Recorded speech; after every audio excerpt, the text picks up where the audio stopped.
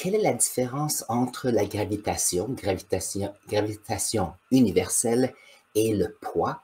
Et je vais ajouter aujourd'hui un mot de vocabulaire qui est aussi la masse. Donc ici, il y a trois concepts ici que nous allons regarder ensemble. Donc la relation entre la gravitation, la masse et le poids. Donc voyons voir. Petite définition. Lorsqu'on parle de la masse d'un objet, donc que ce soit la masse ici d'une efface pour le tableau ou la masse d'un certain volume de liquide, la masse, c'est la quantité de matière qui est inclue là. Donc ici, quantité de matière, c'est la quantité d'atomes qui sont soit seuls ou dans des composés. Donc ça, c'est ce qu'on appelle la masse. L'unité de masse est ce qu'on appelle le gramme ou le kilogramme. Donc, on a parlé souvent lorsqu'on va, par exemple, à l'épicerie, on va regarder, on va acheter certaines choses en fonction du nombre de grammes que nous avons. Maintenant, un deuxième concept, c'est la gravité. Donc, la gravité, c'est quelque chose qui est intéressant en sciences. Donc, si nous avons la Terre comme ceci, on a 9,8 ici newton par kilogramme ou moins 9,8 mètres par seconde carré. La gravité ici, qu'est-ce que c'est? C'est un peu comme la force qui est attirée, la force qui attire un objet par rapport à une autre. Donc, si nous avons notre petite Terre a une masse spécifique. Cette masse fait qu'il y a une accélération vers la Terre. Je vais montrer un exemple. Si on prend la brosse ici et je la laisse tomber, comme ceci, la brosse va aller de plus en plus rapidement parce qu'elle est accélérée vers le sol. De la même façon que si on est sur le haut d'une falaise et qu'on laisse tomber une roche, celle-ci va commencer tranquillement et accélérer avec le temps. On peut donner ici, lorsqu'on regarde la force, on regarde la gravitation ici, c'est, alors, la vitesse, c'est une accélération, ça va aller vers le bas, négatif 9,8 mètres par seconde carré. Donc, plus on a de secondes, plus il y aura une vitesse qui augmente. Mais ce qui est intéressant, c'est que la Terre aussi, ils ont une constante.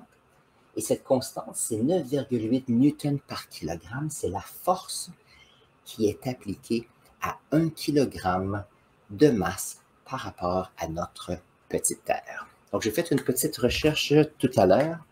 Donc, si on va ici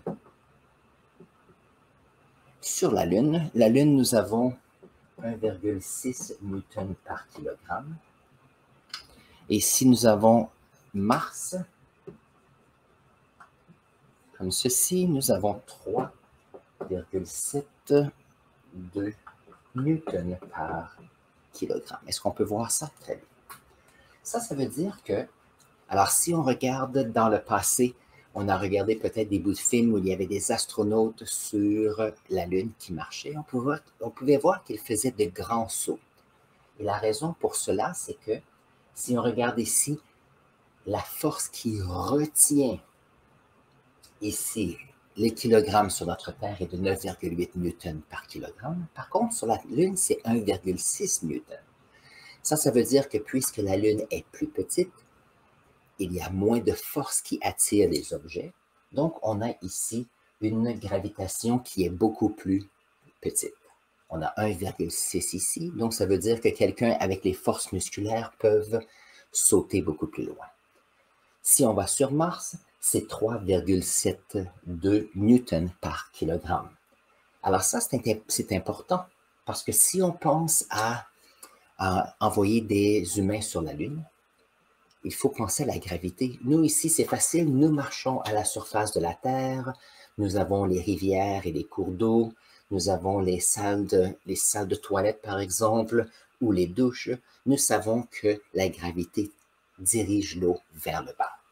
Par contre, s'il y a moins de gravité, sur la Lune ou sur Mars, ça veut dire que les processus que nous faisons ici sur Terre doivent être réfléchis différemment, soit dans l'espace ou sur une différentes planètes ou objets célestes. Donc ça, c'est à considérer.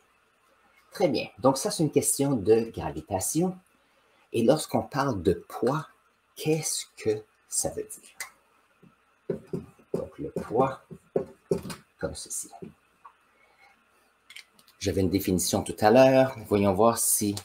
Alors le poids ici, c'est une force. L'unité est en newton, comme ceci. Et puis la force égale à m, comme ceci.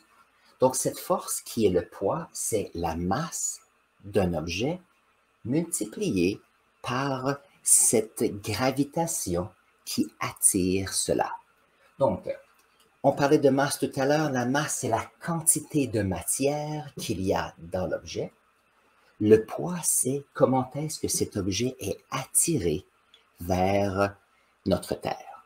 Maintenant, comme scientifique, ça peut être difficile à comparer les deux.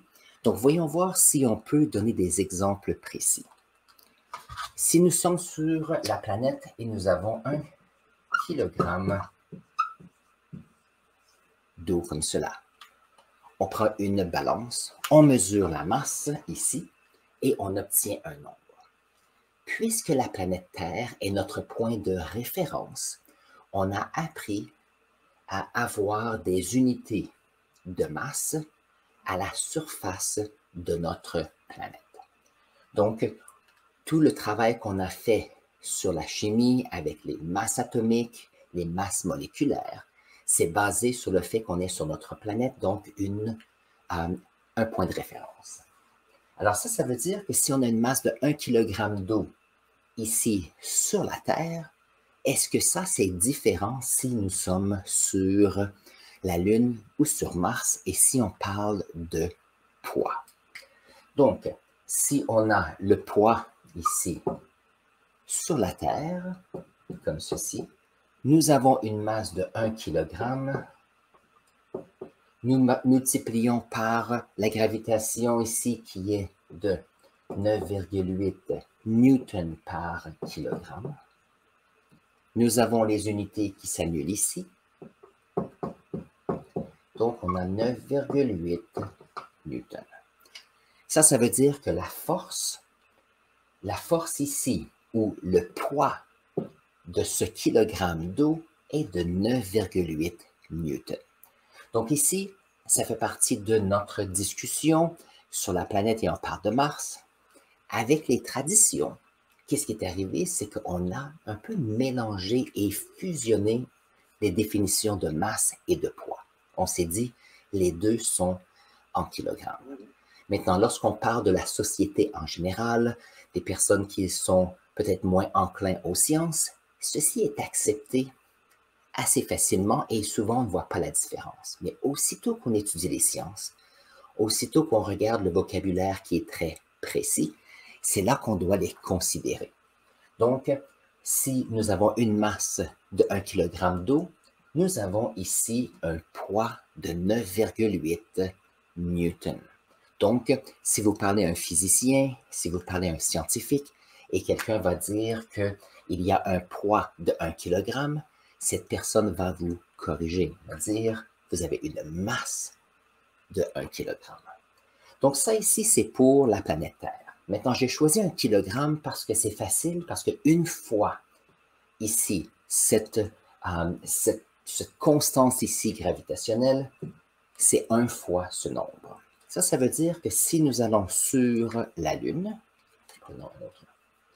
Donc la force ici, gravitationnelle sur la Lune, ce sera 1 fois 1,6, c'est 1,6 newtons. Si nous allons sur Mars, nous avons, est-ce qu'on peut voir toujours ça? Oui. La force sur Mars égale à 3,72 newtons. Donc, ce qui est intéressant ici, c'est qu'on peut voir que la force gravitationnelle change. Ici, c'est 1,6 newton. Donc, on a une force qui est beaucoup plus petite. Donc, ce qui attire les objets sur la Lune est beaucoup plus petit que sur la Terre. Ici, la force gravitationnelle est plus petite sur la Lune que sur Mars, et les deux, c'est plus petit que la Terre. Mais ce qui est intéressant, c'est que la masse de 1 kg d'eau sera 1 kg sur la Terre, 1 kg sur la Lune et 1 kg sur Mars.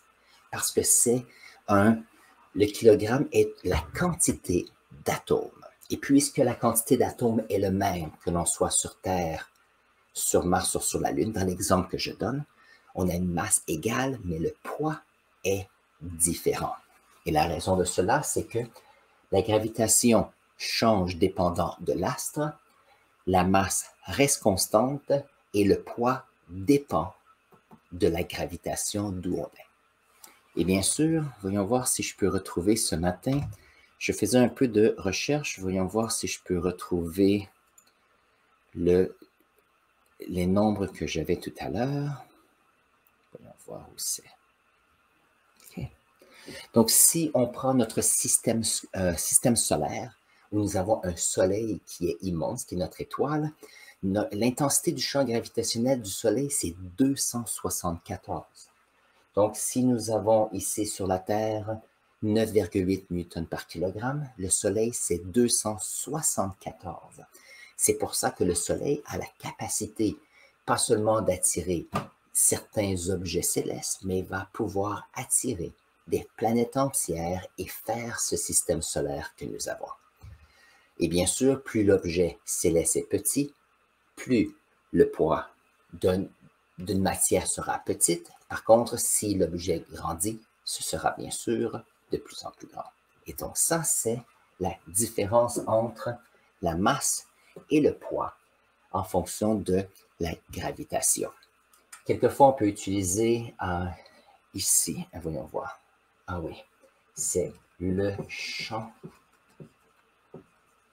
gravitationnel.